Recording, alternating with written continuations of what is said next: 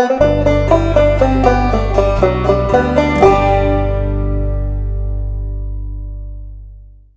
folks. This is Informed Dissent, and this is your news of the week for the week of February 7th, 2026.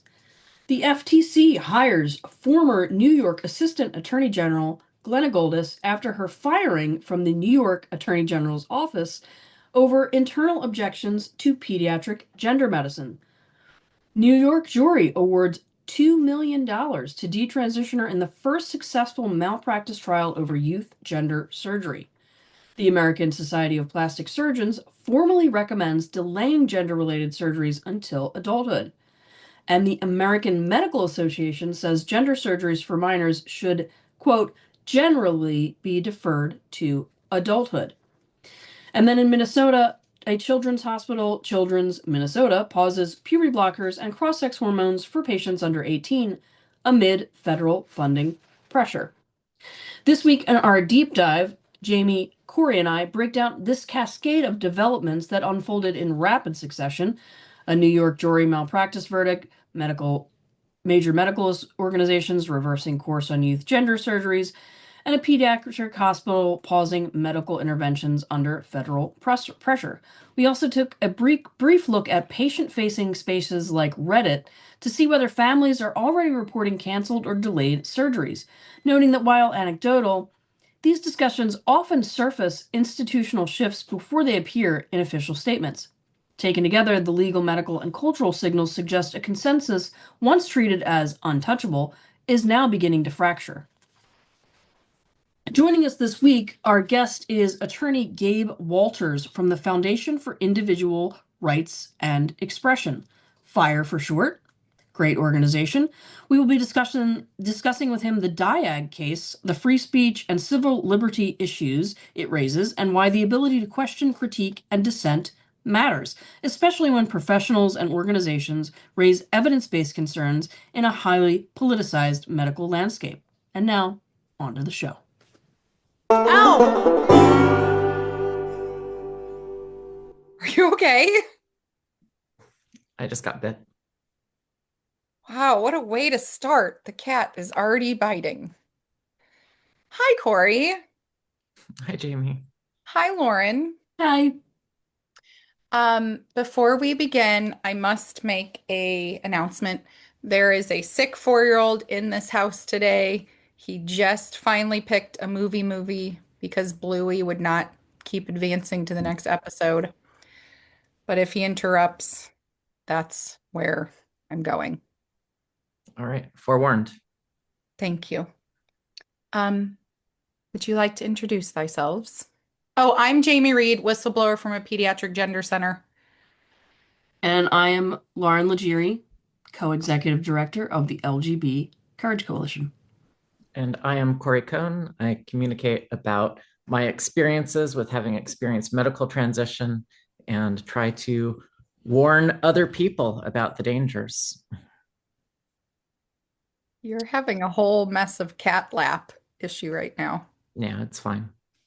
Okay. This was a really giant week. How is What everyone happened this week? feeling? Giant because of the lawsuit?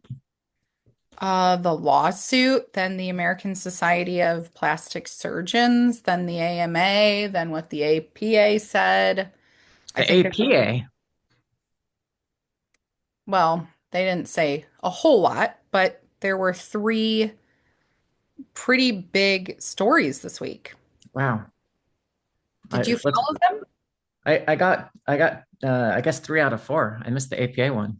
Well, the APA, it basically was like American Society of Plastic Surgeons. I don't know this acronym by heart. Let me write it down so I know how to say it. American Society of Plastic.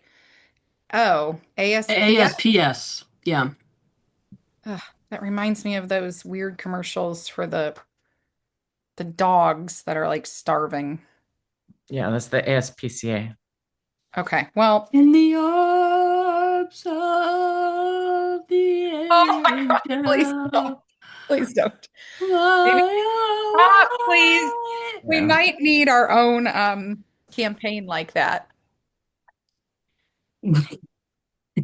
that will have a I brain. was just gonna say something totally inappropriate, and I'm not going For to. just $5 a month, you can help a detransitioner afford replacement hormones.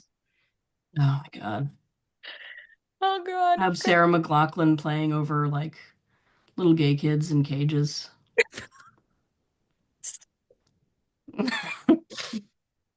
Yeah, We somebody needs to get them out of Boy George's basement. Let me tell you, Yeah. it's beyond time. We're not making any friends with this intro. Okay. So where do we want to start? Do we want to start with the lawsuit? Yeah, it's Okay. big. Yeah, It let's was start with the big. lawsuit. Yeah. I think most people in the gender world have heard of this or have heard what happened, but I think some of the interesting elements for me was timeline. So there's so many elements. Okay. Timeline was one. What interventions she had was also of interest to me. So this was a young woman. The court hearing was in upstate New York. I believe she lives in New York. And she underwent a mastectomy at the age of 16. After being in therapy for about 2 years, the therapist wrote a single page, like 3 paragraph letter of support, sent it over to the surgeon. The surgeon proceeded to um, do the radical bilateral mastectomy. And part of what was determined to be a poor standard of care is the surgeon never picked up the phone and spoke to the referring therapist. Um, she never went on any hormones, which it So was this a non-binary per no. um no. Well, it depends on, I think, when you ask, but according to the therapist, she said that she was identifying as a boy,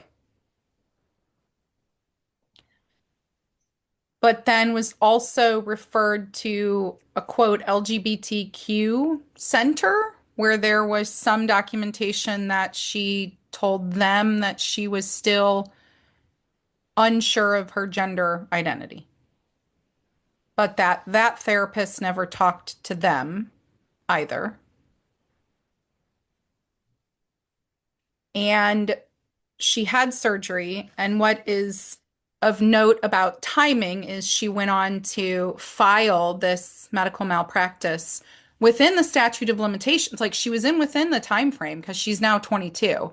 And it was filed in 2023, was when the case was first filed, and then it was settled in 2026 with a jury settlement of $2 million, 6.1 for past harm and suffering, and $400,000 for future medical needs.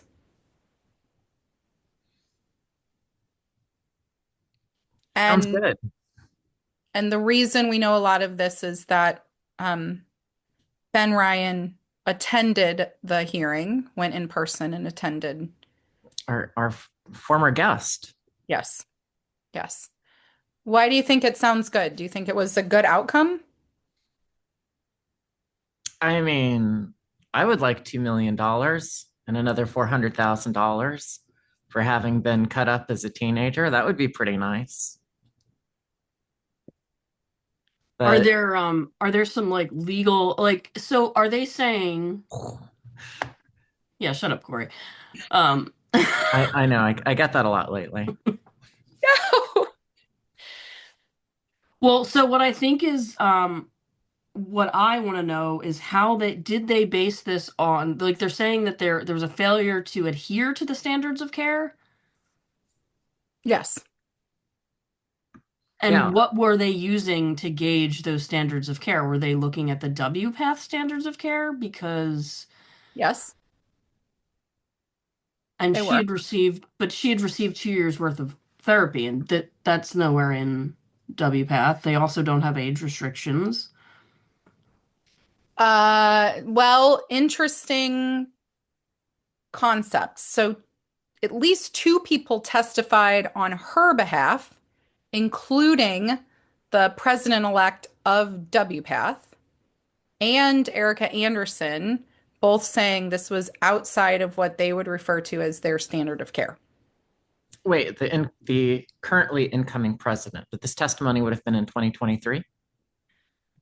No, the hearing just ended, and it was his name is, it's not Olson Kennedy. While I look this up, Sure.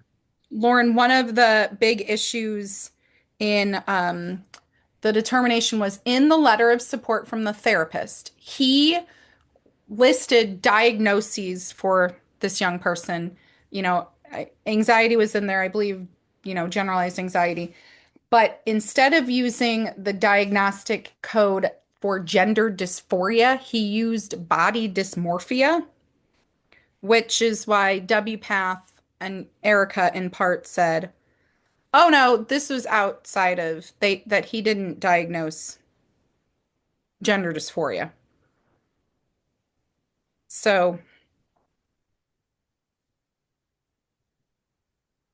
Well, are you suggesting that this would create a very narrow reading of this lawsuit, which only people who've been through medicalization where their diagnosis was body dysmorphia will have a chance of getting any sort of fair settlement from the surgeons who hurt them?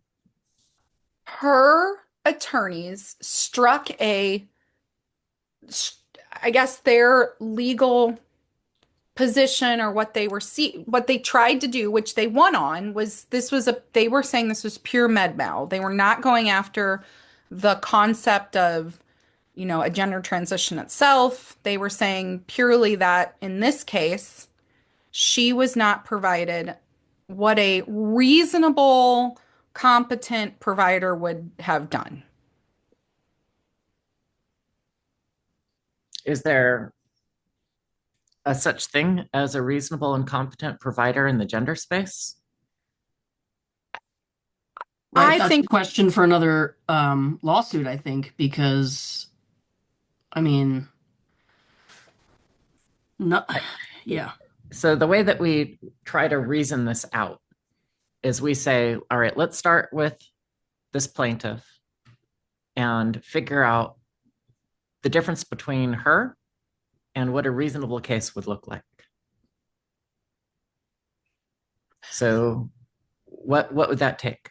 A reasonable case, I guess the subject can't be, or I guess the doctors need to communicate much more. Is that part of it? Yeah, that's weird. See, that's bizarre to me because what this raised for me was that where I work, okay, like if I look back where I worked, did we ever pick up the phone when we had a therapist write us a letter to put someone on a puberty blocker or cross-sex hormone? How often did we ever pick up the phone and call that therapist? Do you have a I'm gonna guess? guess never. I'm going I'm to gonna guess guess every never. time. I can distinctly remember three cases where there was ever communication with the therapist above and beyond the letter. One case, I remember distinctly the therapist calling the endocrinologist and telling him not to initiate testosterone. The puberty blocker was already in. Don't do it. And he screamed at the therapist on the phone that she was wrong. Um, we Um, we didn't routine. We weren't having. In fact, one of the therapists asked for a consultation, and I remember the endocrinologist scoffing at it, being like, "Ugh, I don't have time for this. Why would I be doing this?" S- I have a question though. So this settlement was awarded to this young woman through a jury. Yes. These are just regular people. They came in and heard this tale of what happened to this young woman and were like, this is egregious. Is it possible that they just heard what they heard and were like, this is just egregious? Like, who's going to come in? Like, these are just lay people. And if they come in, did they ever during the is there there's a written transcript, I imagine. Is anywhere during the trial, did they actually lay out what WPATH standards of care are? I'm assuming yes. How do we get our fingers on the trial material? Yeah, Well, it would Ben be Ryan has interesting. published some. He's published some of the expert witness affidavits. The most of the material is sealed, but he had some of it. Hmm. But like I said, I mean, like Erica Anderson, I mean, I think he actually tweeted about it today was, I was part of this case and uh Erica wrote, I'm the psychologist expert witness who worked with Fox Varian and her attorney to win the case in New York. As I testified, he was wholly unqualified, failed to observe standards of care, and simply blew it with a 16-year-old questioning her gender.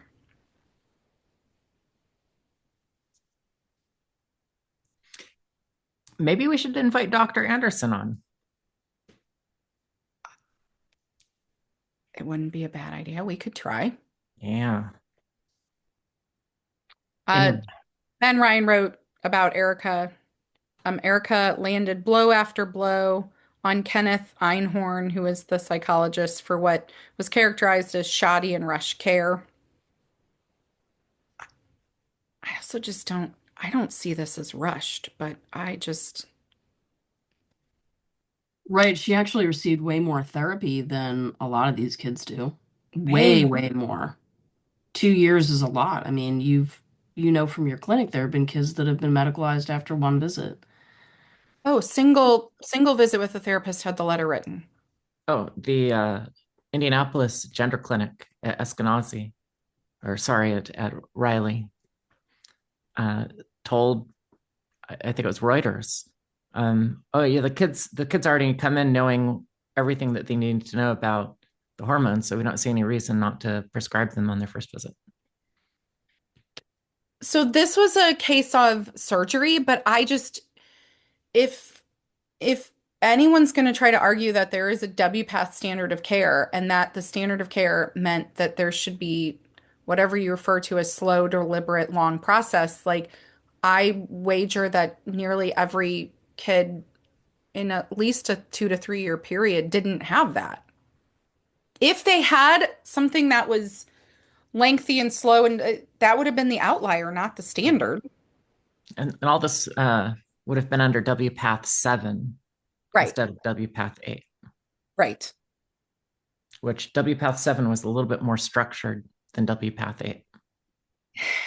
In different ways.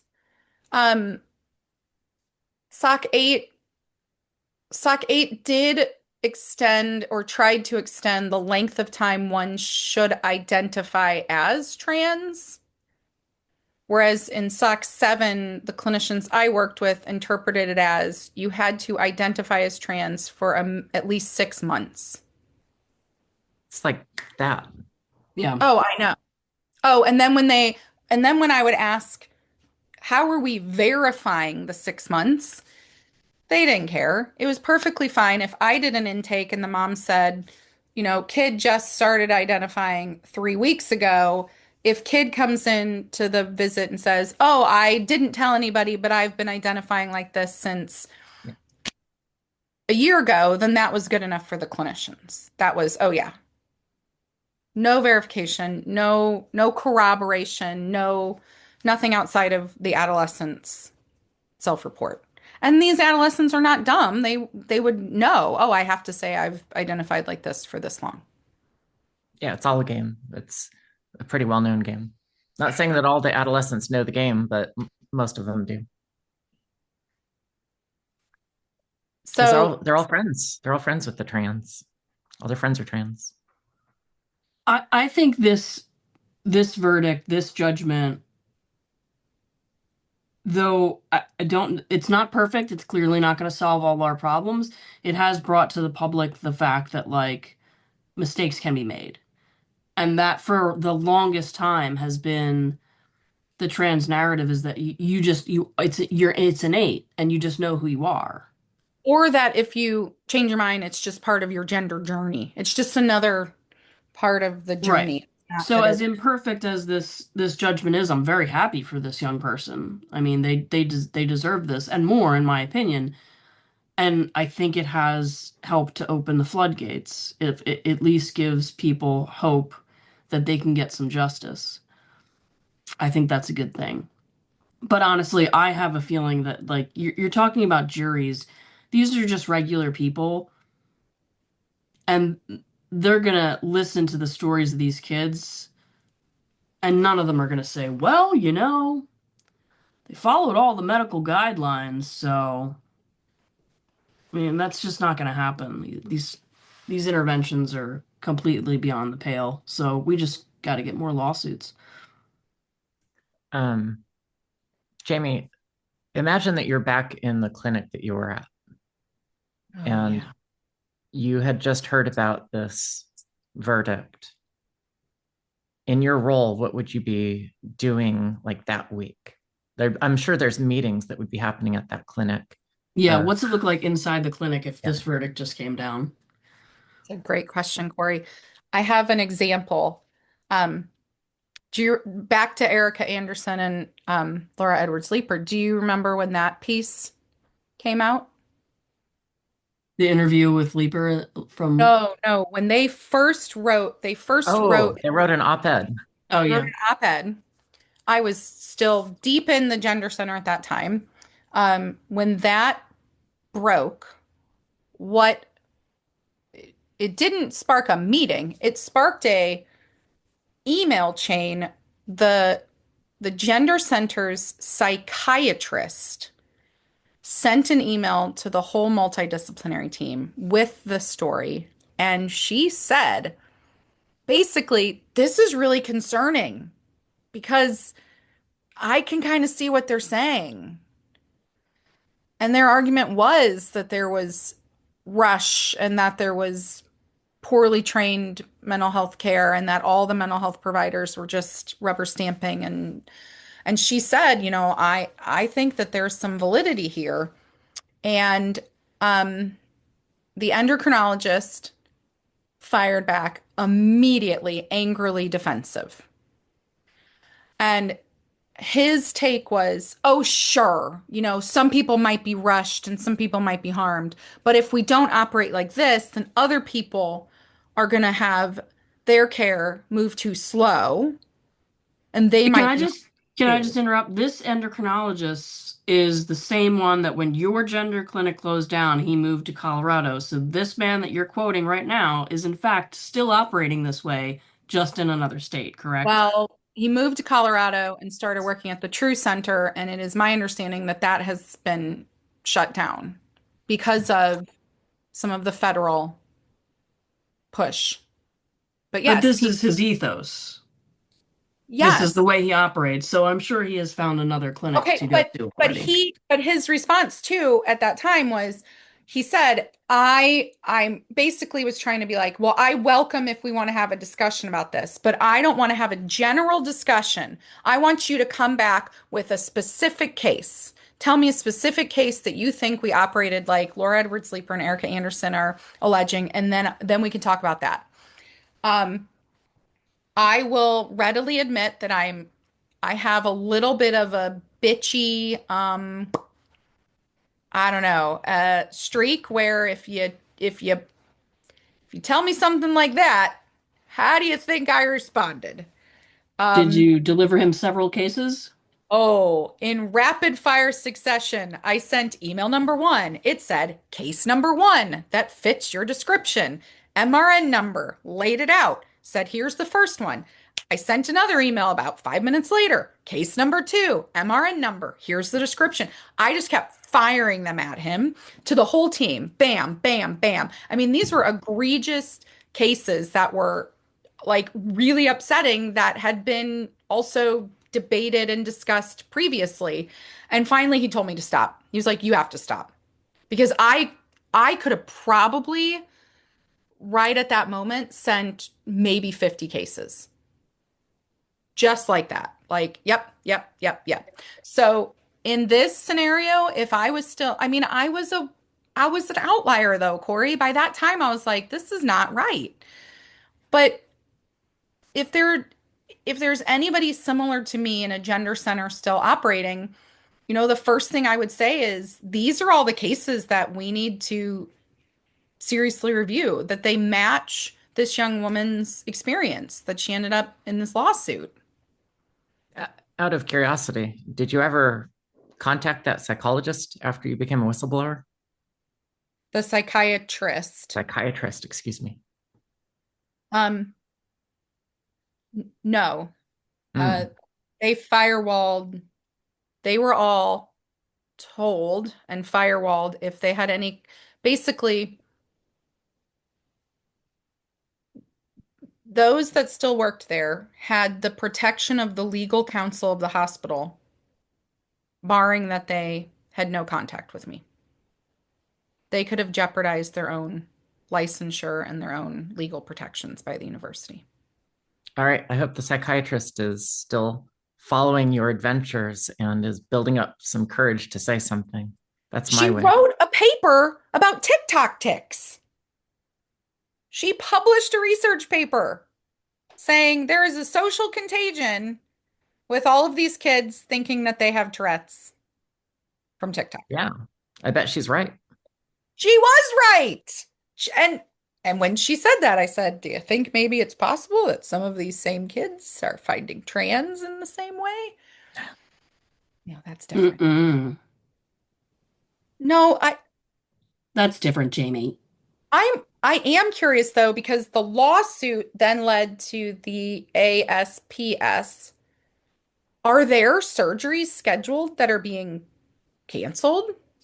Are surgeons still going to move forward? Half the states were a little bit less than half the states were still allowing minor surgeries. Mm. Yeah. Minors who have surgery. So, in this statement from the ASPS, have they changed their actual guidelines? Okay. So this was a statement, but in their actual guidelines, is this now coming down through the ranks? You will not do surgery on under 19. That is our guideline. So I think we need to clarify. Um, Could I yeah, jump in. I just thought, what I ought to do is just go onto Reddit and search for the exact phrase top surgery canceled. Oh, you should. 2 posts in the last 2 days. One of them says top surgery canceled due to that fuck ass hoe from New York. Whoa. Oh my Jesus. God. You want me to read this? I haven't Yes. Yes, I can't. Okay, yes, please. rant from, oh no, I'm gonna have to show my age here. From Mad Pineapple 28. Oh my God. Maybe trigger warning for young transitioner. I know that triggers some people. And trigger warning for healthy weight loss mention. Canceled due to my age and that my case in New York. I'm just sad. I was looking forward to a lot for obvious reasons. I was looking forward to exploring more gender expression, AKA zesty man style. I don't know. It was next week. I prepared myself for the healing. I was angry last night when the news was delivered and said a lot of nasty things. I don't necessarily regret it, though. I probably should. I thought maybe there was some hope in being trans, but obviously not. I was right when I began. Being trans is just a sick joke. True. I put on tape last night and had a brief moment of euphoria after binding for so long to prep for the surgery. Now it's worn off and I'm just upset. I hate my chest, obviously. I'm looking into surgery in Mexico to see if I can get it at my age instead of having to wait. I was overweight and worked on losing some weight, and it got easier to tape. So that'll make it easier for me, I guess. I had a distraction art project fursuit I planned to finish after the surgery as I didn't get it done leading up to it. I'll probably get that done now. I'm tired. I'm trying to find the silver lining at the moment, but I'm still in shock. It will be over, I know. And she does not list her age, so I don't know. Yeah, because I there's don't some know. weird like she's referencing her age as either too young or I would assume it's too young. And her description of her, But otherwise, the picture of mental health clearly. well, yes, What was the other one? You said there was one other one? there was, and it has a bunch of comments on it. I know this is riveting content for our Well, listeners to be. I'm interested because I hadn't thought I to am do too. this. Are I there am any more also. that say fuck ass hoe? Because that's a hilarious phrase, and I might be using it No, no, going nope, forth. nope. I I would like you to start introducing yourself on this program with that description, Lauren. What's the other Reddit post? I'm looking. Top surgery canceled 2 days ago. I was 5 days away from getting top surgery, and it has been canceled because of the American Society of Plastic Surgery statement last night that under 19s should not receive gender affirming surgeries. I got a call from my surgeon that my surgery will likely be canceled because I'm under 19. I feel upset and just looking for some support. Broken heart. I'm sorry that sucks. I feel you, dude. Make sure they reschedule you now for the earliest available slot that exists for once you turn 20. This is not a law, it is a recommendation. It's not even a clinical guideline. Say to your surgeon, I have read the statement from ASPS and it said it was not intended to be a clinical guideline, and I can find no legislation barring myself, an adult, from receiving this surgery. Can you please explain why it was canceled? So they're already brainstorming their workarounds, which, of course, if you're willing to travel to California or Washington, I have the names of 3 surgeons that perform on those under 18. I should copy this and see if we want to ask this person for that information. Yeah, that's good information to have. Which I will. I'll throw that into our channel. This exact same thing happened to me for my hysterectomy. It had to be rescheduled 5 days before it was supposed to happen. Get your surgery rescheduled to as soon as after you turn 19 as possible. That is pretty interesting.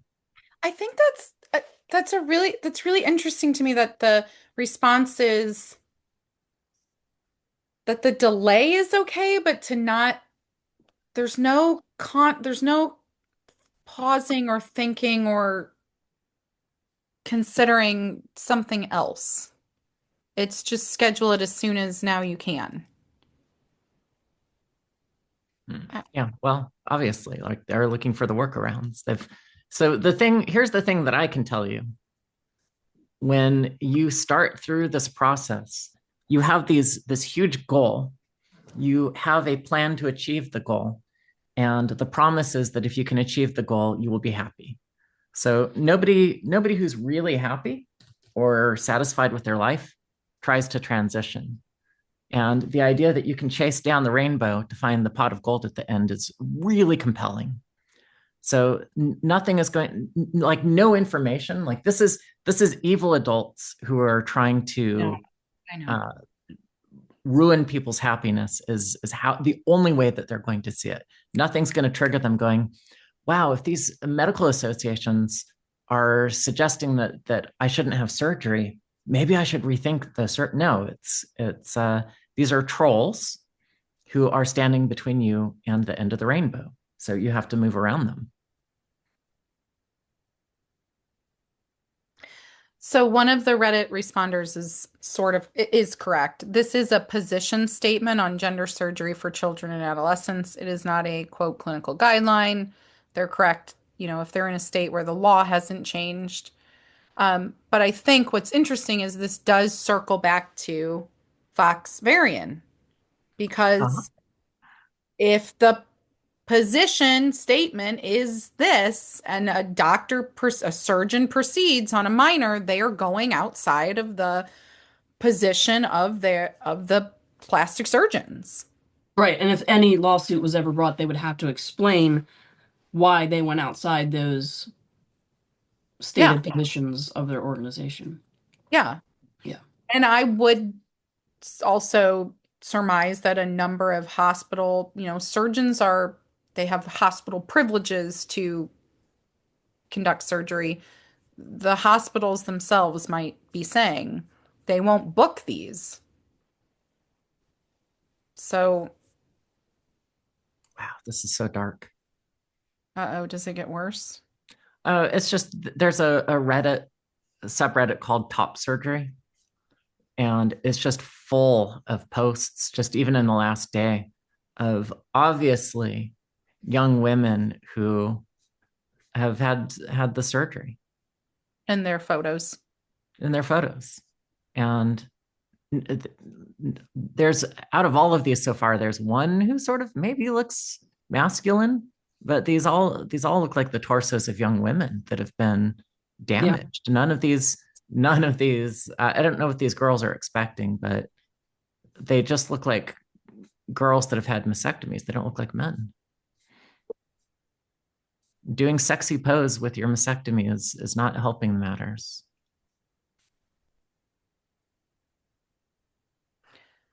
No. Should we catch people up on the other news too? Yeah. Good news, Glenna got a job. Yes. What? Who's Friend Glenna? friend of the pod, Glenna Goldis, who was recently shut up, Corey. You're such a pain in the ass. Glenna Goldis, friend of the pod, who was recently fired from her New York Attorney General job, was just hired by the Trump administration for the FTC, where she will get to investigate the very thing that she had been speaking out about, consumer fraud in the gender medical industry. So good for Glenna. Congratulations. Yeah. Yeah, as someone said the other night, fuck around and find out. Well, there hasn't been any find out yet. She just got Not another yet. job. Yeah. No, but Glenna's the perfect person for this job, so we wish her well. We do. I It's I good did not news. get around to publishing my 2,000 word takedown of her before she got a new job, Got so hired. Well, I'm not going to try. some things are best left unsaid. Yeah. So the ASPS, is that right? Yeah, it's just still. Yeah, ASPS. Oh, and then And then that the trickled AMA, down. yes. Also, just because I'm obsessed with the New York Times, I need to find out more about Andrew Jacobs. He is the writer who wrote the three pieces this week. Amy Harmon disappeared, apparently. She's not Uh-oh. there. Um, he wrote the pieces regarding Fox Fox's case and then the ASPS. It says I'm a reporter for the New York Times focused on how healthcare policy, politics, and corporate interests affect people's lives. And small note, because like I said, I'm obsessed with the New York Times. A zine got a byline. Is that the way it's said? A byline? Yeah, she helped write the article, is that what you're saying? Yeah, it said at Yeah. the very bottom in tiny print, assistance basically by Azine Gracie. So she jumped in here too. I don't know what this means, but I found that quite interesting. Um, the pieces were not great, I will say. I mean, are they ever? The thing that was of note to me is that I always wonder who they're going to quote for these stories. All of the stories quoted Kinnan McKinnon, Kinnan Ross McKinnon. Yeah. Who's that? Well, Kinnan Ross McKinnon is a social scientist who studies transgender medicine at York University in Toronto and is a trans-identified woman. She's been doing detransitioner research studies. Yes. I would say that she is one of the foremost researchers of detransition. I could give her that. Yeah. Yeah. Um, I Mm, researcher. Okay.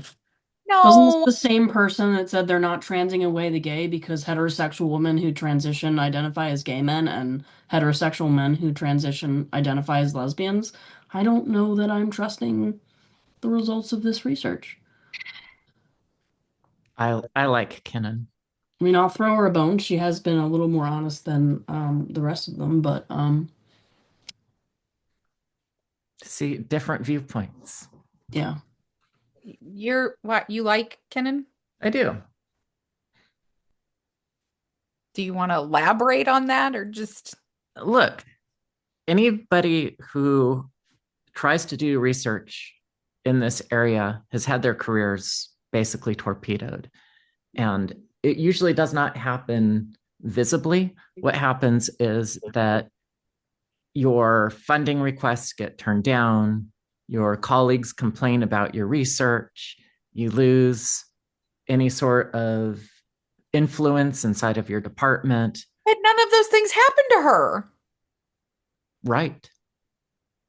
because she's So, trans-identified. right. Okay. So somebody, look, I feel a kindred soul in Yeah. Kinnan, which is you have some identity shields, use those for good. And that's what she's doing. So I respect that. Okay. Well, I Disagree. All right. Well, this whole format is designed for us to have disagreement. So I appreciate you being so forthright. Yeah. And well, then go ahead. are we going on to the AMA? Because the AMA also subsequently put out a, Yeah. was this Well, another position? Was this a no. statement? Okay. The Okay. American Medical Association. The AMA, the nation's largest organization representing doctors, basically agreed with the ASPS on Wednesday, saying these procedures generally should be deferred until patients reach adulthood. Um, it was interesting because the AMA's response was a journalist reached out to them, and this was their response given as their kind of statement. As far as I know, as of now, they have not published a full um, position or policy statement like ASPS did, but they put out a statement. Hmm. My my bigger questions here, will any of the other smaller societies back away? So I have no idea what we're going to see from the Endocrine Society. They are due to put out a new guideline. They acknowledged how low quality the previous one was, so I don't know what they're going to put out. I don't think that the American Academy of Pediatrics is going to budge, and that leaves all of the smaller, so the American Psychological, the American Psychiatric, like all of these little ones. The Are they going to change their guidelines to reflect the ASPS?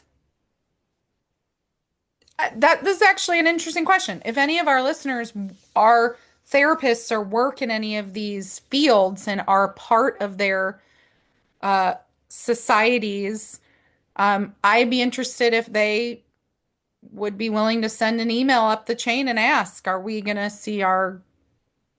reflect ASPS? So, Well, things are changing no matter what. They are.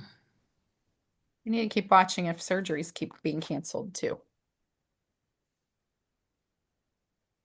Yeah, Um, gotta keep an eye out on those Reddit forums. Corey, I want to ask you a question. Okay. Okay. First I'll preface it with when I read when I read the story, I broke down in tears and cried for a long time. Um, do you, for people who are outside of the window for like you're outside of the window for medical malpractice, right? Oh yeah. If that window changed, would you pursue a case? Well, it's impossible. My providers are dead and buried. But no. You wouldn't? I mean, if it were technically possible to do so, Yeah. it would be very difficult. You know, filing a case like this requires a lot of evidence. If you cannot bring the evidence, and if what you're claiming is there's an absence of evidence, right? My doctor did not talk to my therapist. How do you prove that? That's a negative. So how do you prove it? You have to do a lot of Oh, work yeah. to for in discovery to prove that, and nobody's going to even take your lawsuit as far as a discovery if there's not a really good chance that you already have um, some momentum for a lawsuit. So getting into a lawsuit is psychically taxing. The the people who are going to pursue legal remedies are the ones who feel that they cannot move on with their life given what they've experienced, and they really need that money because there's not really a way of surviving without it. Those are the ones who are going to need these types of remedies. The people who've been hurt, like me and a lot of our friends that we know, we are moving on with our lives. And even though we've been hurt in cosmic ways that most people cannot or will not be able to understand, nevertheless, we've got shelter, we've got a means of a livelihood. We have all of the things that we've got to survive. And it's really the people who aren't even able to secure those types of things because maybe their bottom surgery made them so disabled they can't even leave the house, which is rare, but not unheard of at all. Those are the ones that are going to really need these types of remedies. But they're also the ones who are least likely to be able to handle like you said, it's very psychically taxing, and Right. it does require a fair amount of mental fortitude And and support. support, right? And yeah. I When when I started co-founded the Gender Care Consumer Advocacy Network, we knew about these types of people who are being hurt. And we wanted to create a network of experts who would testify on their behalf and a network of attorneys who would be willing to take these types of cases. But we just could not get the momentum to even get that far. Do you think this most recent settlement gives some momentum? Because there are now law firms dedicated to helping Yeah. people who have been harmed by this. It would be 10 times or 20 times easier to start something like GC Can today. Yeah. But, we would have to, anybody who tried to start from that should learn the lessons that we did.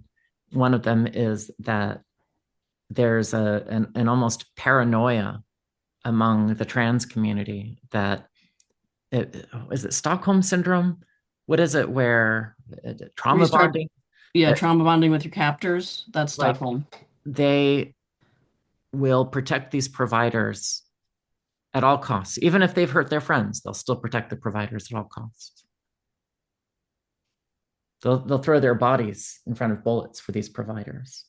And that's not something that I thought would be the case, because a lot of these young people are so, they have an ideology that's so anti-capitalist, but they have a really surprising carve out for this particular aspect of capitalism, which is unlimited body modification.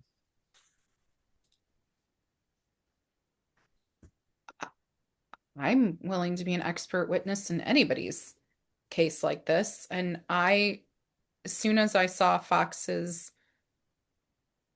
outcome, I just hope that so many more people will sue now. It's still going to be hard to do it. It's going to take us. So maybe the best case is won. Now the next best case has to win. And then the next best case has to win in order to really create the platform needed to build momentum where these lawsuits become a genuine threat that touches the entire practice. Yeah. I think you're right. But the second one is around the corner, I'm sure. In fact, we know some of the plaintiffs in some of these lawsuits. We do. So we're rooting for them. We hope that they prevail. Yeah. You do. Yeah. Should we prepare for our guest? Yeah, all right, fuck assholes. We gotta prepare for our guest in a few minutes, and I have to. Can I introduce our guest as, please welcome this fuck ass hoe? No. And you know what? This is a very short story. I used to listen often to Bar Pod. Oh, I remember. Is this a story about you being a fuck ass hoe? I get in the car one day and I turn on the car and Bar Pod comes on and it's like the middle of some episode and Katie Herzog says something very similar to what you just said. And all the kids in the car are like, Mom, what the heck what are you listening to? She just said all of these bad words. And I was like, oh my God. Should we put a disclaimer on the beginning that we say fuck ass hoe a bunch in this episode? So if you're listening around your kids, don't. Oh, All right. Maybe we could bleep it. Wait, this is actually a great segue. We're going to go into talking about free speech. Oh. All right. For all the fuck ass hoes out there, on to free speech. Bye. Welcome back, listeners, to our second half of Informed Dissent. If you were with us before, you already heard my warning, but I'm going to give my warning again. We have a sick 4-year-old home. He is currently watching, I don't know what he's watching on Disney. Is it Bolt? I think he's watching Bolt. But he might come up and bother us. And a tiny little humorous segue. His favorite movie right now is called Turning Red. Is that is it? Okay. Yeah, which is basically about a 13-year-old girl getting her period. So I call it Period Panda Movie, and he loves it. So every time we're like, what will you watch? Will you watch Red? And he was like, I don't know. Will you watch Period Panda? And he's like, yes. So hopefully he doesn't bother us. I'm Jamie Reed, whistleblower from a pediatric gender center. I'm going to let my co-hosts introduce themselves and then we'll have our guests jump in. And I am Lauren Legere, co-executive director of the LGB Courage Coalition. I am Corey Cohn, a fun person to hang around in the gender space. Gabe, would you like to take it? I'm Gabe Walters. I'm an attorney for the Foundation for Individual Rights and Expression, or FIRE for short. And thank you for having me today. Thank you so much. So we want to start off with some basics before we get into the specifics of the case that we wanted you to talk about. So what is FIRE? When was it started? What do you kind of do? Sure. Yeah. FIRE is an advocacy organization for the freedom of speech. It is nonpartisan, which means that our clients run the ideological spectrum from left to right and everything in between. We were founded in 1999, and until 2022, FIRE worked primarily on college campuses to support student free speech and also faculty free speech and academic freedom and also due process rights. In 2022, we expanded our mission beyond the campus setting to apply in all areas of life where the freedom of speech protects us and might be under threat from nefarious state actors. So, Gabe, it used to be that if you had a free speech case, you would go to the A different ACLU. org. Yeah. Are you seeing a shift, and is FIRE's inception because you saw a shift in the way that the ACLU is advocating for people in terms of free speech? Well, I think initially there was a good idea to focus on college campuses because of the proliferation of speech codes, codes that would purport to ban so-called hate speech on college campuses. And as I'm sure we all know, hate speech is always in the eye of the beholder, and hate speech codes were often turned against the students that they were at least initially meant to protect. But in recent years, we saw a need for the expansion beyond campus. The ACLU, of course, still brings First Amendment free speech cases, but that is one of many issue areas that the ACLU focuses upon. And so FIRE, as a single issue organization, is able to pick up quite a lot of that work. And unfortunately, there's plenty of work to be spread around.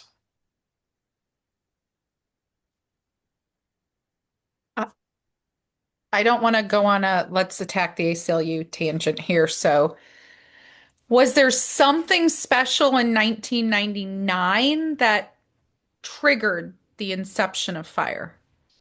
We were founded by Charles Allen Coors and Harvey Silverglate. Coors is a non-lawyer professor, and Silverglate is a longtime civil rights attorney in Massachusetts who was also a board member of the state ACLU affiliate there.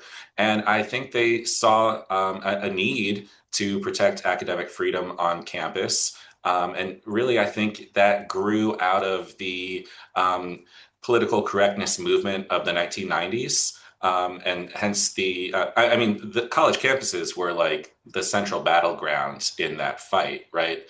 With this proliferation of speech codes. And so that was really, I think, the impetus behind our founders starting up FIRE. I joined the organization in 2021, so right at the tail end of our exclusive focus on college campuses. So unfortunately, I'm not the best guest to speak to the wide history that occurred between 99 and 22. Yeah, I think there was basically this need that the founders saw, and they thought they would knock this out and be able to wind down operations in a few years. And that, of course, proved to be not true. And not only has FIRE grown into an organization of roughly 150 staffers, but we started an in-house litigation project. And so now I think we have something like, I don't know, somewhere between 10 to 15 litigators working full time in the courts, in addition to our campus rights advocacy team that continues to focus on the rights of students and faculty members in college. So that's still very much core to what we do, even after our mission has expanded beyond. And you personally are an attorney. And then Corey, go ahead. Sorry. I was going to say the ACLU used to have the sort of culture where under Ira Glasser, the very, very long time director of it up until I guess the teens, 20 teens sometime, it was very much a culture of every person's civil rights need to be defended, no matter who they are, as long as they are expressing their civil rights, or as long as they're being infringed upon by the government, we're going to stand for them. That was very much the culture. You've now been with FIRE for 5 years. Can you like tell us about the fire culture or if it's changed since the mission has changed? Yeah, the culture has not changed, and the mission has changed only insofar as we're no longer limited to college campuses. But the motto basically is if the speech is protected by the First Amendment, we will defend it without regard to the content of that speech, without regard to whether we agree with or like our clients. If it's protected, we'll defend it. Cool. Admirable. I I'm still slightly amused that it was the ACLU that came after me and tried to Yeah. subpoena my phone and get into all of my records. But that's another that's and they wanted all of the contact I had with journalists too. It just boggles my mind. Um, but Gabe, you personally are an attorney. I am. And is there, pardon my ignorance around attorneying, is there a certain kind of law that you studied that leads into this kind of work? Oh, well, I went to University of Virginia School of Law, where there are a number of courses offered by faculty who specialize in First Amendment law. So I had classes with the great Vince Blasi, Micah Schwartzman. I didn't have a class with the now Dean Leslie Kendrick, but she's a First Amendment scholar. I had a class with Lillian Bevere, who's now retired. So it was just a wonderful place to study First Amendment law. And I also focused on other human rights law, especially international human rights. And my first job out of law school actually was at the ACLU of Virginia affiliate, where I remain on the legal advisory board. And I served in that capacity during the events in Charlottesville of 2017, when they took that case defending their client Kessler, Jason Kessler, I want to say, and his right to organize a protest in the downtown Charlottesville City Park, where the Robert E. Lee statute was situated and was scheduled for removal. Of course, we all saw how those events unfolded, but the ACLU of Virginia defended his right and his group's right to speak in that park. And tragedy unfurled that day, and I wish the state and local police had kept protester and counter protester separated. Um, but that's really the impetus for a lot of the dissension within the ranks of the ACLU staffers toward freedom of speech and case selection, that you mentioned earlier, and that's been well covered in the press. So I don't feel Yeah. I need to say too much more about that, Yeah. except I'm proud that the ACLU affiliate took that case and defended the principle of the matter, regardless of how things took a real turn for the worse, tragically. From there, I went to the PETA Foundation, where I had no background in animal rights, but a lot of the First Amendment training I had from law school was put to good use defending an organization that is often seen as a controversial speaker. There was no shortage of First Amendment work to do on behalf of PETA, and I won some victories there, and set some precedents, and that got noticed by Fire. So at the time I applied to Fire, my now coworkers who interviewed me said, "Oh, hey, I was just reading one of your cases." So that was pretty cool. So that kind of brings us to why we asked you to come on. So there was a case that was in the news a week ago, 2 weeks ago. It all has become a blur.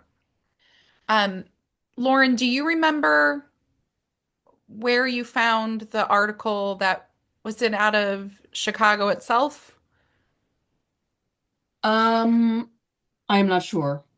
Someone sent it to me, but it was about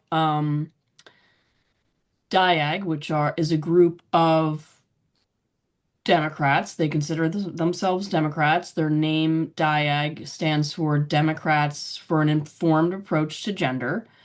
And there was a lawsuit. Diag is suing Illinois for the right to use the word Democrat because there is apparently some obscure law on the books from way back when saying that people cannot use the word Democrat or Republican unless they get the blessing of the official kind of bureaucratic party official stamp. Is that correct? Did I summarize that correctly, Gabe? That is accurate. Before a nonprofit organization, or as far as I know, any organization can register to do business within the state of Illinois, if they have the word Democrat or Republican or some other phrases that are commonly associated with any other political party, they must obtain first the permission of that political party to use that word in their name. And of course, Democrats for an Informed Approach to Gender, or DIAG, and FIRE agree that you shouldn't have to ask a political party for permission to call yourselves what you are. Think about, log cabin Republicans, for example, or Democratic Socialists of America. I mean, we can think of all kinds of examples of organizations that have these words in their names and may or may not actually get the permission of the party officials because they might disagree on a particular issue with that party, right? Right. Okay. So how was this how was this prompted? Wait, Did wait, can Illinois I state ask? can, Did the Democratic Socialists of America get permission in Illinois from the Democratic Party? Do we That know? I don't know for Okay. certain. I No. think if I remember the reporting, which was in the Chicago Tribune correctly, um, the Democratic Party official who was interviewed said that there's never really been an issue, but then later said, that they strongly disagree with Diag about gender issues. And so Diag did not reach out to ask for permission because they think doing so would be futile. But not only that, they think they shouldn't have to, right? They have the First Amendment right to call themselves who they are, whatever they want, regardless of what that is, without the state saying, no, you have to get the stamp of approval of anyone first. So Okay. did something happen? Like, did Illinois take action against Diag and say, "Hey, you can't use this name," and then they Yes. responded with a lawsuit? Okay. Yeah, Diag applied to do business in the state of Illinois, which is a prerequisite before they can conduct fundraising as a nonprofit organization within the state. And so they really are prohibited from even spreading their message within the state because as a nonprofit organization, their message is so tied up with their ability to operate, which comes from, soliciting funds from supporters. So they applied 3 times and were rejected 3 times. And each time, because of what we call the party name provision, which is the statute we've been talking about. And to your knowledge, has there been any other, like, for example, Democratic Socialists of America or any other group in Illinois that has been denied their, I guess, application to do business in the state because they use the word Democrat or even Republican because it's both parties. So to your knowledge, has there been any other organizations that have received pushback from the state of Illinois under this? Yes, yes. According to the Tribune article, back in the 80s, if I remember correctly, there was an organization called the Republican Fund that was prohibited from doing business in Illinois and filed a lawsuit. The reporting is not clear as to what happened with that lawsuit. Maybe it settled, maybe it was voluntarily dismissed. I'm not really sure. That's something we'll be digging into, of course, as the case proceeds. Great. Do other states have similar provisions? No, this is the only state so far where Diag has encountered this hurdle.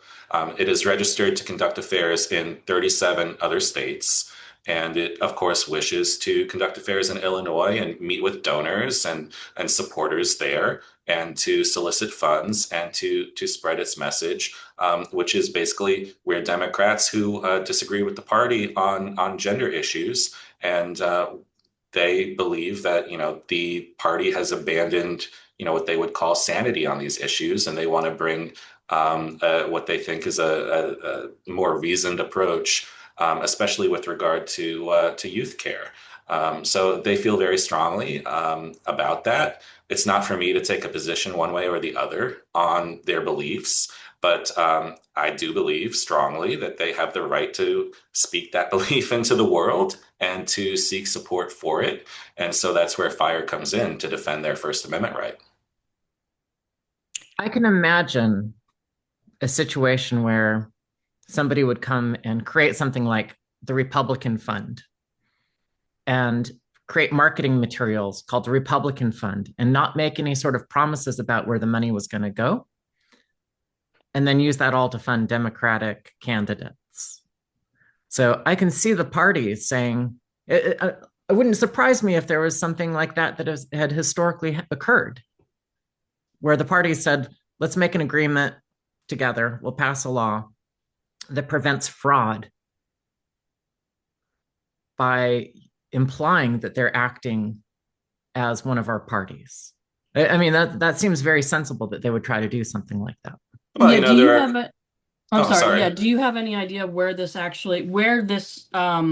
law came out of? Like, was there a particular incident that s- made them want to pass this law? Because it seems like it's odd. I, It's odd that there's no other state laws that have this on the books. I don't know if there was a particular instance of fraud that was an impetus behind this statute, or whether it was mere protectionism of these words and claiming them to the benefit solely of these parties. Um, I would say that there are also charitable fraud laws on the books that would cover that kind of activity. If you're a charity and you promise your donors or supporters that their donation money will go toward a particular mission, and then you turn around and use it for something else, that's charity fraud. And there are criminal penalties for that. And the state has every power in the world to investigate that. That's obviously not what's going on with Diag. Here we have, people who are actually Democrats and former Democrats and politically homeless Democrats who disagree over a set of issues related to gender, and they're not allowed to call themselves what they are and spread their message within the state. So there's no fraud here. You could possibly see that as a justification for the statute, but in that case, this is a statute that targets speech directly. So it has to satisfy strict scrutiny. And that means that the state has to have a compelling justification behind the statute. There has to be a need. And then the means by which it achieves that end have to be the least speech restrictive possible. And we know this is not the least speech restrictive possible because, as I said before, there's already charity fraud laws on the books. There are a number of nonprofits that their names used to stand for something like GLAD or what are some of the other ones? The Damned illegal. Well, no, was Flag. it PFLAG, PFLAG? right? Some of these groups used to stand for something, like the ACLU. Could Diag just call it in Illinois? Could they just call themselves Diag, and then as part of their other activities, explain we are Democrats with these viewpoints, or are they stopped from even being able to do that as well? That's a good question. There's something in the law about maybe using a doing business as name. I'm less up to speed on that provision, but the bottom line is that they shouldn't have to Okay. change their name. And you could see an argument that changing their name for one state versus 37 other states, or I assume they have plans to expand beyond the states, even that number. You could see an argument where that might give rise to some kind of like claim of fraud in some hypothetical world, right? I mean, they just want to call themselves what they are. They just want to spread their message that they're Democrats who feel like the party has shifted on this set of issues, and that has left them feeling a bit stranded in these beliefs, and they want to advocate for the party to adopt their beliefs. They have every right to do that, and they have every right to call themselves whatever they want, frankly, while they bring that message. Are there some strong precedents that you're leaning on for your arguments? Well, sure. I mean, there's all sorts of First Amendment law on the right to solicit charitable contributions, for example. There's case law on the issue that I said earlier, which is where you have a law that directly targets what people can say or not say, and does it in this viewpoint-based way that you apply what's called strict scrutiny, where the courts take a particularly discerning look at the constitutionality of that law. There's an adage that we learn in law school, which is strict in theory, fatal in fact, right? I mean, legislators just cannot target speech in this way. It's per se unconstitutional. So you do feel confident that you guys have a good case? Oh, absolutely. And what would the result so can Diag operate in the state of Illinois until you get this settled? Or are they No. kind of sidelined? Yeah, okay. Yeah, they're not allowed to operate in Illinois until this issue is settled. To comply with that, they have directed donors or supporters whose IP addresses register in Illinois to a different landing page on the website where they're not allowed to submit um, contributions. We have filed what's called a preliminary injunction motion, which means, hey, we think we're likely to succeed on the merits of this lawsuit. Court, while it's pending, grant us preliminary relief to allow Diag to register in Illinois and solicit contributions and speak there. And in the meantime, we'll have a fuller set of briefing, down the line at the appropriate time in this litigation. So if that motion is granted, then Diag will be able to do just that during the pendency of the litigation. My questions were kind of what comes next. So you filed the preliminary injunction. Can they just settle? Do they go to trial? How does this work? And who exactly are you suing? Yeah. We're suing Alexei Giannoulis, who is the Illinois Secretary of State. He is the Okay. official responsible for enforcing the statute. Okay. We're asking the court to enjoin him or to stop him from enforcing the statute. If we win on a preliminary basis, of course, the statute is still on the books until the case comes to a conclusion. If we win at the conclusion of the suit, we will receive a permanent injunction, which will enjoin the state from enforcing the statute going forward. But that law will remain on the books, although it will be unenforceable. Only the legislature could repeal the law through further legislation. Of course, the legislature could do that at any time.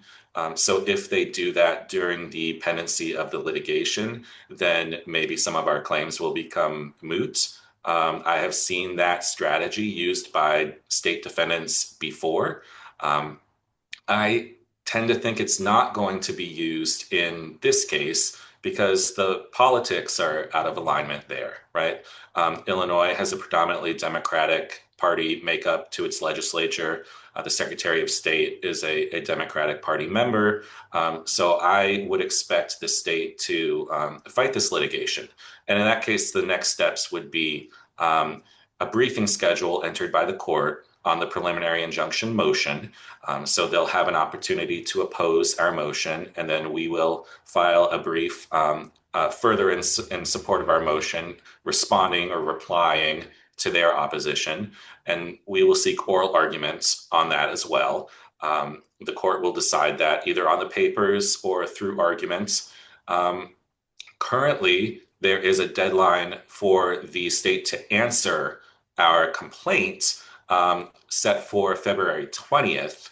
And the state will either file an answer or, more likely, a motion to dismiss the lawsuit, in which case we would oppose that according to a briefing schedule, and there could be oral argument on that as well. But typically what happens when you file a preliminary injunction motion is that the court must decide that motion first because you're seeking what's essentially emergency relief.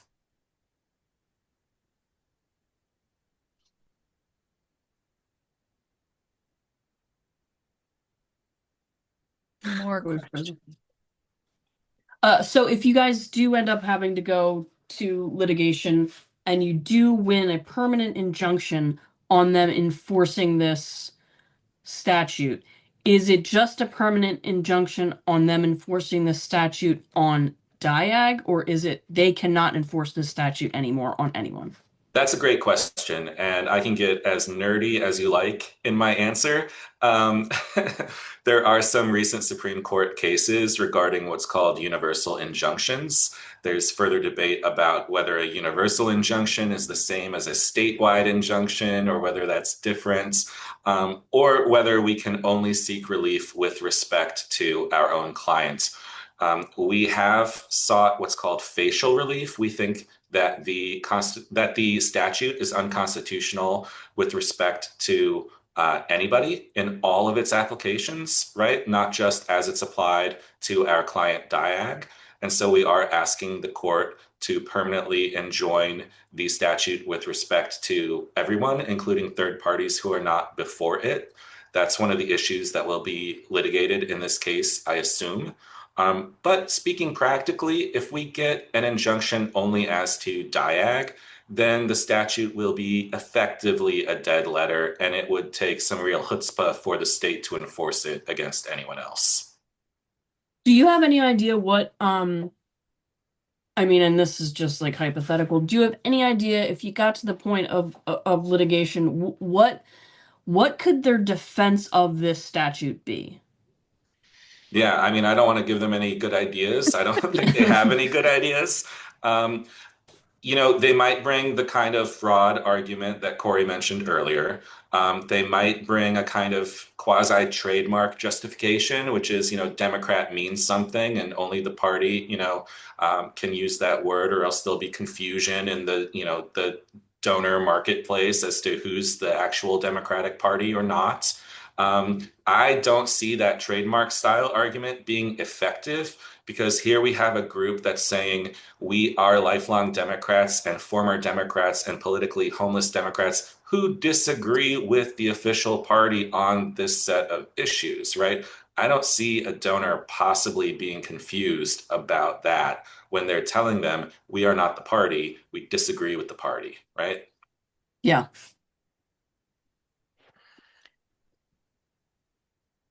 Can I ask just a couple like procedural, it's not law procedural, but I'm assuming Diag reached out to Fire and then Fire evaluated the case and said, yes, we'll take the case. Is that kind of how it works?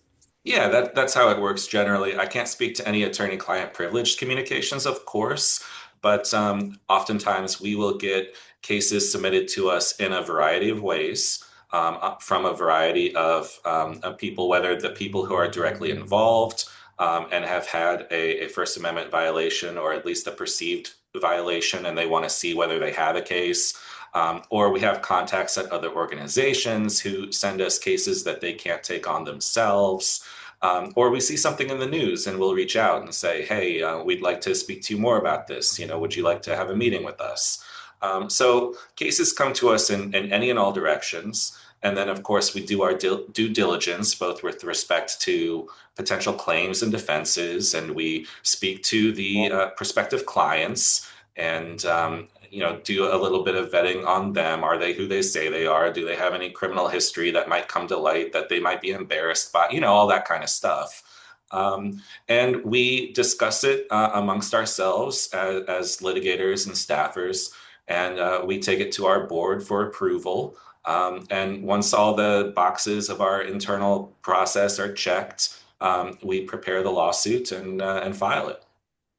So if there are listeners or others who feel like they might have had an issue, they could reach out. How do people reach out? Our website is fire.org, and we have a specific page for case submissions. It's fire.org/alarm. So basically, Oh, pull the fire okay. alarm and send your Pull the case fire to alarm. us. Got it. Okay. That was clever. Yeah, Perfect. thanks. Thank you so much for bringing us up to date on this case. And it sounds like your first day or the first day that a response needs to be is coming up soon. So February 20th? That's right. Perfect. Okay. Lauren, Corey, any other questions or thoughts? I mean, I would like to ask like broader Go for cultural it. stuff, but I'm not sure that you're even allowed to talk to us about stuff like that because you know Why don't you ask and we'll see where it goes?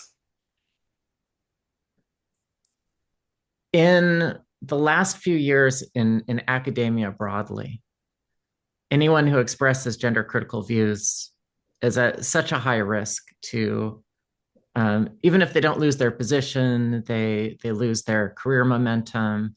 They lose opportunities, including really important speaking opportunities, publishing opportunities.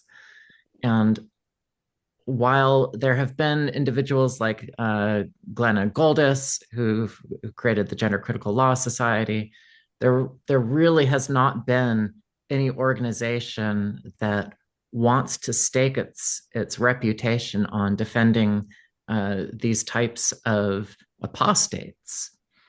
And I know um, Carol Hooven formerly with Harvard, was maybe one of the most notable cases of these. Like, I'm just shocked that fire doesn't even have a whole division working this issue. Can you talk about that at all? Yeah, well, with respect to cases we take or don't take, we kind of take them as they come to us, right? Yeah. I can talk about some academic freedom work that we have done. On this issue in particular, you speak of apostates, and I imagine you're talking about gender critical professors who are in blue states or blue universities primarily, right? Yeah, all universities are pretty much blue unless they're founded by a conservative pastor, right? But it's not hard to imagine on the reverse side, right? A gender supporting, women's studies or queer studies professor or whatever in a red state that's being attacked by the DeSantis administration or by the Abbott administration, say, right? So Wait, I can give you it's not hard to imagine that. it's not hard to imagine that. I mean, currently Texas A&M is stripping any mention of gender or race or whatever from its curriculum because of a law passed in Texas and signed by Abbott, and because of policies that state university systems are putting into place to implement that law. I can give you some examples of FIRE's advocacy for academic freedom across the political spectrum. Doesn't have to do with gender issues the way that your question raises. But for example, we are suing to enjoin the Stop Woke Act in Florida as a violation of academic freedom. We have a plaintiff there who teaches the history of race relations in America, Professor Novoa, and she wants to continue to teach, including from her own publications on that issue. And she is being chilled from doing so because of the so-called Stop Woke Act. We just won a great victory for academic freedom at the Ninth Circuit Court of Appeals in Seattle. We have a professor at the University of Washington, Stuart Regis, who was encouraged to put a land acknowledgement statement in his syllabus to allegedly make his classroom more welcoming for students. And instead, he parodied or satirized the university's own land acknowledgement statement in his syllabus. Wait, And wait, I need to know his name. Yeah, his we What need. is his name? his name is Stuart Regis. The case is Regis versus Cauce, Cauce. Anna Marie Cauce is the president of the University of Washington, so she was the first named defendant in that litigation. But Stuart Regis is the professor, Reges, and it went to the Ninth Circuit. He faced termination. He had an ongoing threat of termination even after a nearly year-long investigation that he faced. They scrubbed his syllabus and replaced it with a censored version online. They created a shadow course offering for any students who felt so offended by his mockery of the land acknowledgement statement that they felt they could no longer learn from him. Although they never polled the students who switched classes as to what their actual reason for switching was. The professor who taught that second section was known as an easier grader and allowed for grading resubmissions after corrections were made to their work. He also taught his course asynchronously, whereas Professor Regis met in person at I think 8:30 a.m. or some time when students are not apt to wake up and go to class. So, we brought that litigation on behalf of Stuart Regis and his right to academic freedom. He was the victim of retaliation by his employer because of his protected speech and viewpoint discrimination, and all under a vague and overbroad anti-harassment policy. He didn't harass anybody, and they punished him as if he did. So you're seeing attacks on free speech are not just coming from one political party. They're coming from all over the political spectrum. Well, of course, and I mean, it doesn't. You don't have to look far to see examples of that with the current administration. Sending students abroad for op-eds that they wrote. For example, we have a lawsuit pending against Marco Rubio on behalf of international students who write for the Stanford Daily student newspaper, who are chilled from writing, from speaking, because they fear if their political views are expressed, they will be subject to deportation, just like Rumesha Ozturk or Mahmoud Khalil, for example. Do you feel like this is I mean, I'm old enough, I'm 42, to remember a time where most Americans believed strongly and passionately in the freedom of speech. Are you seeing that there's less and less tolerance for freedom of speech just in general in society? Like, are you feeling like you're getting a lot more cases that are very clearly infractions upon our freedom of speech? And is that's a I would say that's a troubling trend. And how do we fight that? The Is trends are very troubling. I mean, we very much believe in the statement that's attributed to Voltaire. I may not agree with what you have to say, but I'll defend to my death your right to say it, right? Um, Walk a mile in a man's shoes, before you judge him. Sticks and stones may break my bones. There are all kinds of these sayings or adages that we're trying to remind Americans of. And when we go back to those first principles, I think we find a lot of agreement and a lot of success, at least in the abstract. The problem is that everybody believes in the freedom of speech when it's speech that they like, and they Mhm. find a harder time supporting the right of their ideological opponent to speak. And so we're trying to remind people through the work that we do and coming onto programs like this that, hey, if you like the freedom of speech for yourself, you must defend it when it's your enemy speaking, because otherwise, when the political winds shift, it won't be there for you any longer. I have friends, including lesbian friends, who I agree with respect to what they might call hate speech, right? Um, the problem is it's really difficult to define what hate speech is. At the time we had a Biden administration, and my friend thought the administration should be doing more to regulate speech, including so-called hate speech. And I told her, listen, Trump thinks that saying Black Lives Matter is hate speech, and he very well could be president again, right? You have this problem of who gets to define. And once you give the power to the state to ban speech based on the viewpoint of the speaker, that's game over. The political Yeah. winds will shift. Your opponent will be in power next, and they will use that power against you. It's just not a power the state should have. Agreed. Agree, yeah. Although I will say, I know it's you always create. I support free speech, except I don't think that this is an except. I would say it's an and the state doesn't have to fund certain speech. It shouldn't have to be compelled to fund certain speech. So personally, and I'm sorry, I gotta let you know one of our co-hosts is dealing with a kid issue, and she may not return to us. I completely Um, understand as a parent yeah. myself. Uh, I, for example, I'm in favor of state universities closing certain programs because I think that they probably are not worth the public funds to support them. And this does raise a speech issue because it's saying, hey, you want to remove people's employment for their speech. And in fact, I would say if it were a private institution, I wouldn't care. That's nothing to do with it. But now that I'm a citizen and my tax dollars are going towards this, um, I don't think that we should target individual speakers, but I think it's completely rational to say, yeah, the state doesn't need to fund this type of activity. So What do there's you a lot think? to tease out there, right? I mean, if you have the state saying we don't want to fund women's studies or we don't Yeah. want to fund race studies because we think that this is DEI run amok, for example, or whatever. Yes. There's a very real academic freedom problem to that. I mean, you have these entire fields that have developed according to these standards that faculty put in place and that they enforce themselves. And they both have a collective right as faculty to say, who teaches and what they may teach.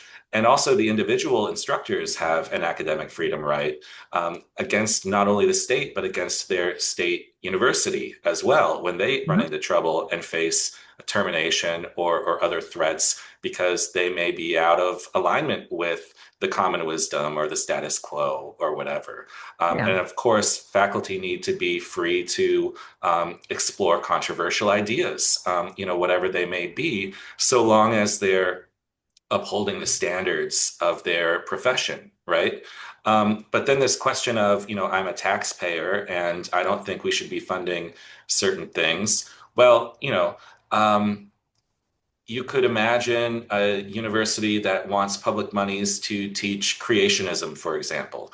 And, Yeah. that's not solid biology or solid earth science or solid chemistry or, whatever. You can imagine trying to import those essentially religious views into what should be a scientific curriculum. And there needs to be some control over whether they may do that, right? I think part of the problem is where is the locus of that control? If it's with the professionals within the university system, that's one thing. If it's with the legislators who are putting their thumb on the scale and bringing a lot of power to bear and essentially jawboning universities, that's a little more of a problem. There is democratic control over K-12 curriculum, and that's why K-12 cases can be a little bit harder to litigate because teachers at the K-12 setting do not enjoy the kind of wide-ranging academic freedom that university professors do, right? But if you want to be a university professor in biology and you want to teach creationism, you're also kind of not doing the job. So that Yeah. the ability to police that, I think, should reside within the faculty departments or the university itself, not probably at the state level. Yeah. So you say jawboning. I'm going to interpret that as if legislators or the governor wants to complain all of the time about these programs, and even to the point of having conversations with the regent saying these programs are terrible, do something about it.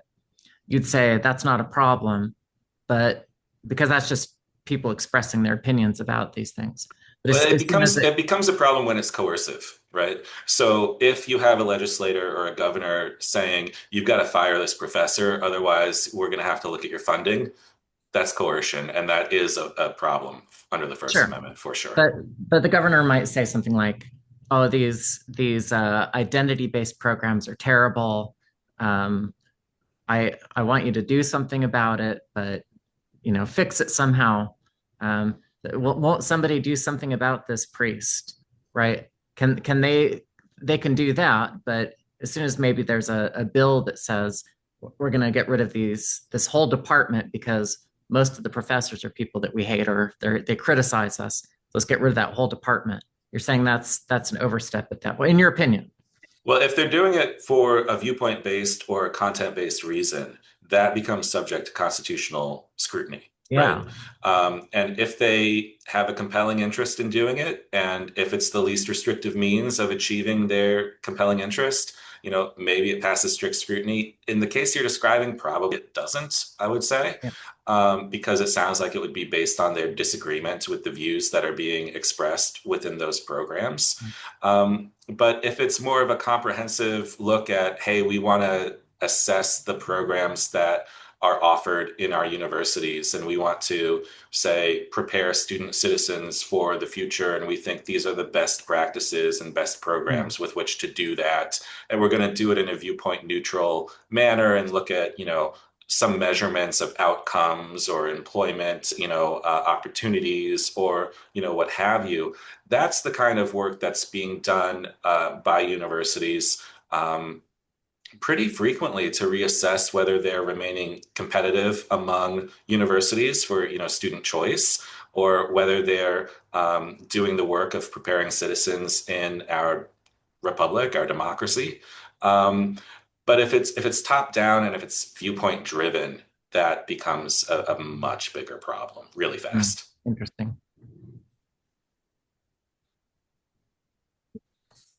All right. Thank you so much, Gabe. Thank you for having me. I've enjoyed speaking to you. Yeah, Sure. we're going to keep our eye on this case. Maybe we'll call you back for an update. We're definitely good friends news. of Diag. So Yeah, no, I hope we get some good news. I hope we are successful defending their First Amendment right. And before I sign off, just want to plug the website again, fire.org. If any of your listeners like what they've heard and they want to check us out, that's Yeah. where to go. If you give them money, they will send you stuff like this every once in a while. There you go. Thanks for the plug. Absolutely. Thanks for doing your work. Thank you again. Yeah, it's important stuff, and we're grateful to be able to do it with our supporters. great. We're thankful for organizations still standing up for free speech. Thank you, Gabe. Take care. Thanks. Bye. Thank you so much for joining us this week. I want to end with a little scene straight out of Olympia, Washington. So I'm in a coffee shop with my quad shot flat white, as usual. And honestly, in many ways, Olympia and I could easily be best friends. The coffee shops, the stores that sell the little rocks and the crystals, the general vibe, it's all extremely my aesthetic. We just have to negotiate the weather and the whole sun avoidance issue thing. We were in Washington State to support the Let's Go Washington ballot initiatives because, yes, what we see now, even in deep blue states, is that people are ready to talk about parental rights, women's sports, and medical accountability. And we see that same ballot momentum showing up in Colorado and Maine. So here I am wearing my XXXY Athletics Save Girls Sports t-shirt, about 10 people in the shop, and 4 of them are visibly trans. They are visibly medicalizing. 3 of them are younger women, clearly on testosterone, and 1, a young man on some kind of feminizing hormone. Lauren stands up to step outside, and at a volume not designed for secrecy, she says, "Don't get stabbed." Now, I might be the most hated gay in Missouri, but for those of you doing this in deep blue states on a regular basis, this cannot be easy. We see you. And I'm loving the little signals now that we can send each other. Sometimes it's subtle, a sticker on a computer, on your water bottle. Sometimes it's not that subtle, like a t-shirt. So for what it's worth, some of XXXY's best sales are coming out of blue states. So courage is bipartisan, even if the coffee shops aren't always. So stick with us, because we're going to keep trying to have this conversation where it's hard, in difficult places. Next week, we have an excellent interview lined up. We will be hearing directly from a senior leader from within the American Society of Plastic Surgeons. That's a conversation you're going to not want to miss, and one that we have a lot of prep work to do for. So be brave when you can, stay informed when you can, and always be ready to dissent. If you appreciate informed dissent, like, subscribe, and share. Thank you.